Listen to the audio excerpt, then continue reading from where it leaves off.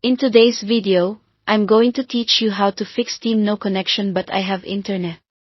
If Steam insists it's offline while the rest of your apps are online, start by fully closing it.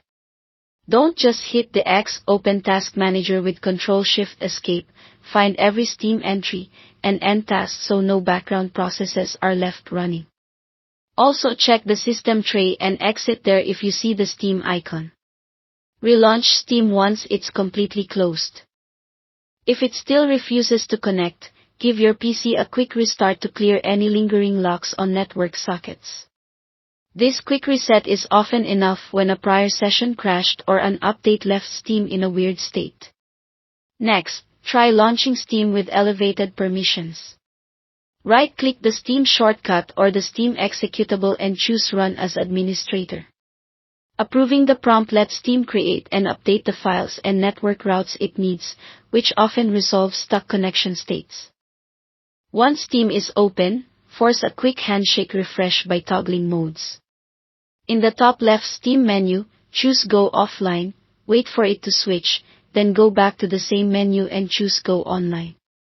This resets Steam's connection state without changing any of your data. If that doesn't do it, clear Steam's caches.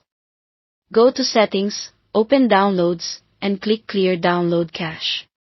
Steam will restart afterward and you'll sign back in. Then clear the built-in browser data that Steam uses for store and community pages.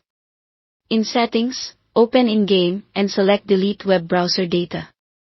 Old cookies and cached pages can block sign-ins and network calls. While you're in Settings, open Storage, select your game library folder, and click Repair. This validates folder permissions and paths so Steam can read and write properly. None of these actions remove your installed games, they only refresh temporary data and fix access to your library.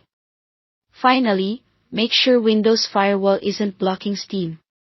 Open Windows Security, go to Firewall Network Protection, and choose Allow an app through Firewall. Click Change Settings, find the Steam entries, and check every box for both private and public networks before saving. If you see a helper process like Steam Web Helper, allow it to, since it handles store and community content. After these steps, relaunch Steam normally and give it a moment to connect. Thanks for watching.